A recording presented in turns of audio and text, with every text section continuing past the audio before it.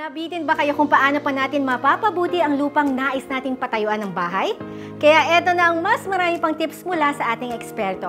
Kaya take it away, Amazing Betong!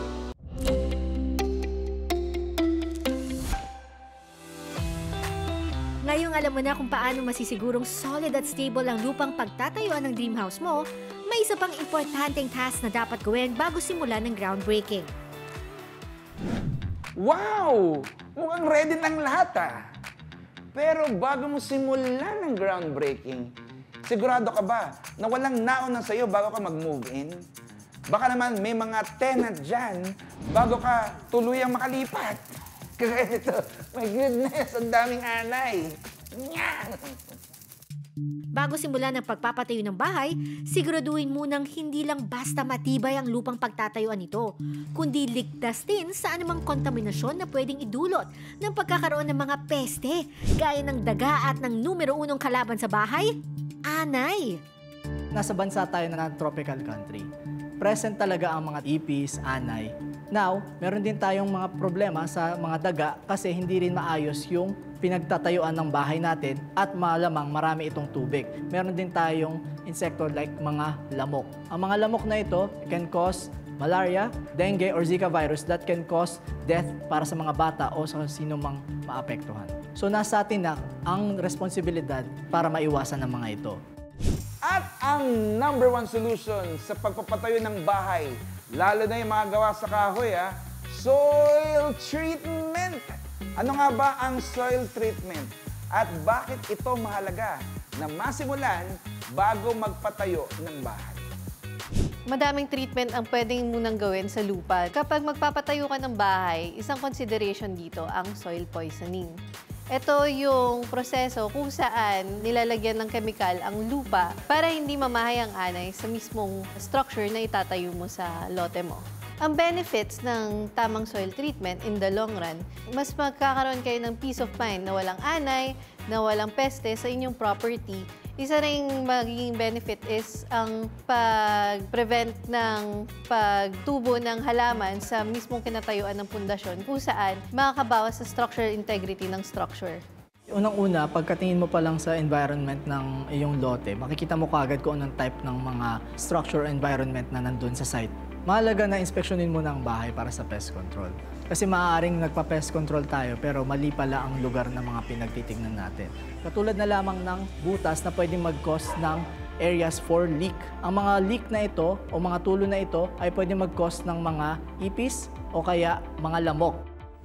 Pero paano naman kapag nakabili ka ng pre-owned na bahay na may mga tenants na pala, termites o anay, na hindi basta-basta mapalayas? Yan ang experience sa isa sa mga kaibigan natin sa Cebu. Ang daming anay. Yung bahay na to, nung binili namin, dati nang may anay. Since na yung kapitbahay namin, may anay din yung parang gumapang yung anay papunta dun sa bahay na tinitirahan namin ngayon. Para hindi na lumala pa ang perwisyong dala ng mga anay sa nabiling bahay, kung ano-anong pest control products at methods na rin ang sinubukan nila. So akala namin, pagkatapos nun, okay na. Na-notice na lang namin ng dalawa ng wife ko, yung stante, tinira na ng anay unti-unti. Pwede pala siya mag-hide doon sa mga area na which hindi pa namin nalagyan ng treatment. Tapos kapos ka pa sa budget, talagang mahirap. Ayon sa isang arkitektong eksperto pagdating sa termite control, bukod sa pagsusuri sa lawak ng pinsala sa bahay, mas makabubuting kumonsulta muna para matukoy ang tamang paraan sa pagsugpo ng anay.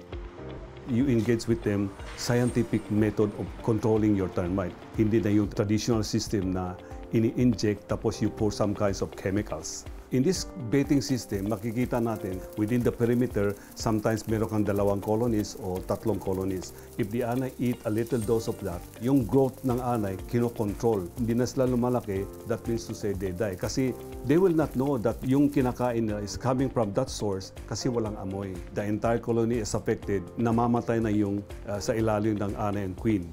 Makikita mo yung anay, pag may swarming na, that's already a sign. Yung swarming, yung nakikita natin yung parang gamu-gamu o what, yung lumilipad during nighttime, it means to say that mayroon kang existing colony doon sa perimeter ng bahay mo. And then that's the time siguro that you would want to treat because they are the possible king and queen. Habang maagapan pa, huwag niyong pabayaan na lumaki, mag-spread yung termites sa loob ng bahay niyo. Kasi yung napundar ninyo na pera para pang-renovate sa bahay niyo, sayang lahat. Napakaliit naman na bagay na i-assess pa lang sa simula ang lupa nyo. Wala namang mawawala sa atin kung kukuha lang tayo ng professional to check or give a second opinion. Kung ikaw ay mag-i-invest na rin long-term para sa iyong bahay, kung saan ipapamana mo na rin ito sa mga anak mo, kumonsulta sa mga professionals na nakakaalam talaga kung paano magpatayo ng bahay. Tandaan, ang matibay na pundasyon ay parang recipe na walang shortcut. Basta tama ang uri ng lupa at tama ang proseso ng soil treatment, pwede mo nang itayo ang dream house mo with confidence. Kumbaga sa pageant, confidently beautiful with a heart para maiwasan ang headache at heartache sa hinaharap. Yee!